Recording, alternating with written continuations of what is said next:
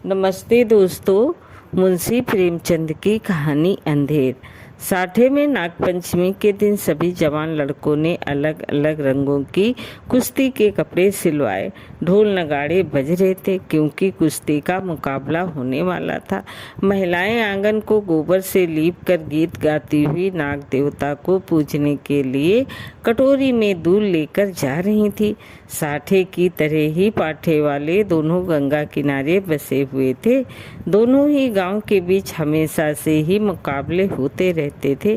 साठे के लोगों को गर्व था कि उन्होंने कभी पाठे वाले को सिर उठाने नहीं दिया।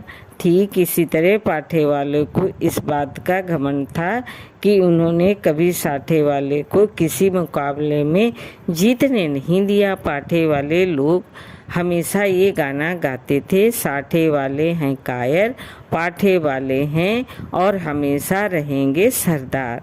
वही साठे वाले गाते थे, हम हैं 60 हाथ वाले जो रखते हैं साथ तलवार। पाठे वालों को हराने के लिए लिया है हमने अवतार।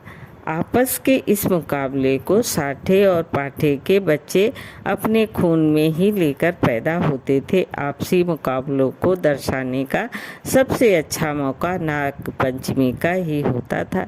इस दिन के लिए दोनों जगहों में साल भर तैयारियां होती थी।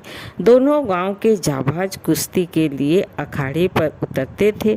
साठे वाले को गोपाल पर खूब गर्व था और पाठे वाले को बलदेव की ताकत पर। आज भी बलदेव और गोपाल मैदान पर उतरे थे। दोनों अपनी अपनी ताकत दिखा रहे थे। उनमें जीतने का जुनून था। लोग भी उनके दांव पेच देखते रहे थे। तभी अचानक वहां खुशी की लहर दौड़ पड़ी। अपनी खुशी का इजहार करने के लिए कुश्ती देखने के लिए खड़े लोग कभी पैसे उछालते, कभी टोपी तो कभी बर्तन व बतासे उड़ाते।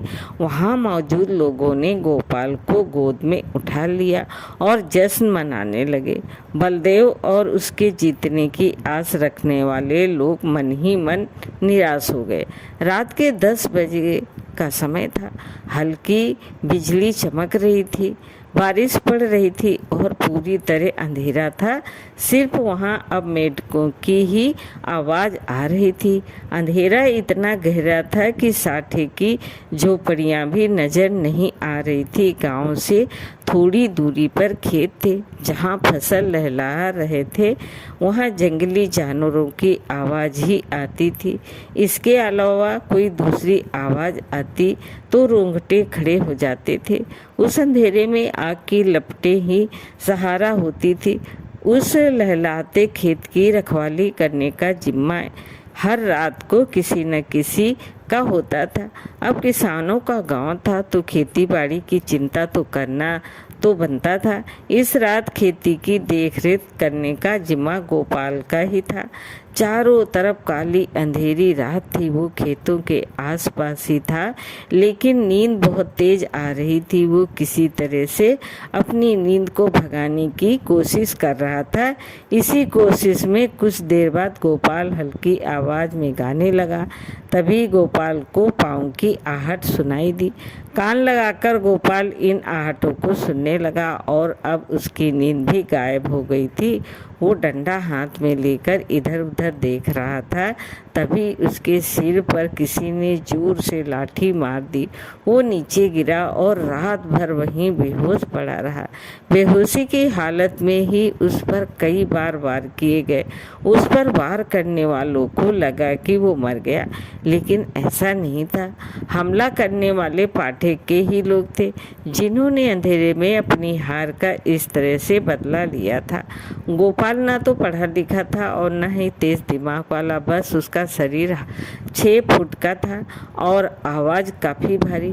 मन से ऐसा निडर कि शेर की दहाड़ से भी न डरे। आज वो चोट खाए हुए अपने घर के बिस्तर पर लेटा हुआ था।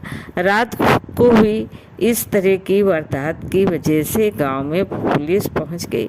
गांव में पुलिस को देखकर कुछ लोग डर गए तो कुछ रोने धोने लगे। गोपाल ने अपने साथ जो कुछ हुआ उसकी रिपोर्ट भी नहीं लिखवाई थी। दरोगा ऐसा था कि बिना गाली के उसके मुंह से एक बात भी नहीं निकलती थी। वो मुखिया से सवाल जवाब करने लगा। मुखिया ने दरोगा से कहा, मुझे माफ़ी दे दीजिए। दरोगा ने पूछा, अगर मुझे इसी तरह से तुम्हें माफ़ करना होता तो मैं यहाँ क्यों आता? मुखिया चुपचाप गोपाल की पत्नी गौरा के पास पहुँचा। उसने कहा कि ये पुलिस वाला काफ़ी बेकार है, पैसों के बिना बात ही नहीं करता था, उसे 50 रुपये चाहिए। मैंने उसे बहुत मनाने की कोशिश की लेकिन वो किसी की एक नहीं सुनता। गौरा ने मुखिया से कहा कि पैसे की क्या बात है, बस हमारे पति की जान बच जाए, जान से बढ़कर और कुछ नहीं होता। आज के लिए तो कमाया था। गोपाल इन सभी बातों को खाट पर लेटे लेटे सुन रहा था। उसने कहा कि जब किसी ने कोई गलती ही नहीं की तो 50 रुपये क्यों देना, उसे एक पैसा भी नहीं दिया जाना चाहिए। ये बात सुनकर मुखिया का चेहरा पीला पड़ गया। वो बोले, धीरे कहो, इन बातों को अगर दरोगा ने सुन लिया तो परेशानी बढ़ जाएगी। गोपाल ने जवाब दिया, एक कौड़ी उसे नहीं दी जाएगी। देखता हूँ कि मेरी बातें सुनकर कौन मुझे फांसी पर चढ़ाता है। तभी गौरा ने मजाक में कहा कि ठीक है, आपसे मैं पैसे मांगूं तो बिल्कुल भी मत देना। इतना कहने के बाद गौरा अंदर गई और एक पोटली में पैसे लेकर आई। फिर मुखिया को पैसे दिए। ये सब देखकर गोपाल को बहुत गुस्सा आया और मुखिया पैसे लेकर तुरंत भागा। मुखिया पैसे लेकर बाहर आया। दरोगा भी वहीं मौजूद था। उसने गोपाल की बातें सुन ली थी। उसके मन में हो रहा था कि गोपाल पैसे दे दे। अब 50 रुपये, बाहर आते आते 25 हो गए थे। मुखिया ने 25 रुपये दरोगा को दिए और चला गया। मुखिया ने गोपाल को शुक्रिया कहा। पूरे गांव वालों के सामने मुसीबत टालने का सेहरा मुखिया ने अपने सिर पर लिया और उसकी प्रतिष्ठा बढ़ गई। उधर गोपाल ने गौरा पर गुस्सा किया। अब गांव में सत्यनारायण की कथा हुई। देवी देवताओं की पूजा अर्चना होने लगी। आखिर गांव से मुसीबत जो टल गई थी। सभी लोग मिलकर सत्यनारायण की कथा सुनने लगे। गोपाल भी चादर ओढ़कर कथा सुनने लगा। वहाँ गांव के कई प्रतिष्ठित लोग भी मौजूद थे। पटवारी ने गोपाल से कहा कि सत्यनारायण की वजह से ही तुम पर किस तरह की आँच नहीं आई। गोपाल ने अंगड़ाई लेते हुए कहा कि सत्यनारायण की महिमा का तो नहीं पता, लेकिन ये अंधेर जरूर है। कहानी से सीख, मुसीबत पड़ने पर दिमाग से काम लेना चाहिए, यूं ही किसी पर भरोसा नहीं करना चाहिए। दोस्तों, कहानी कैसी लगी लाइक करें, सब्सक्राइब करें। धन्यवाद।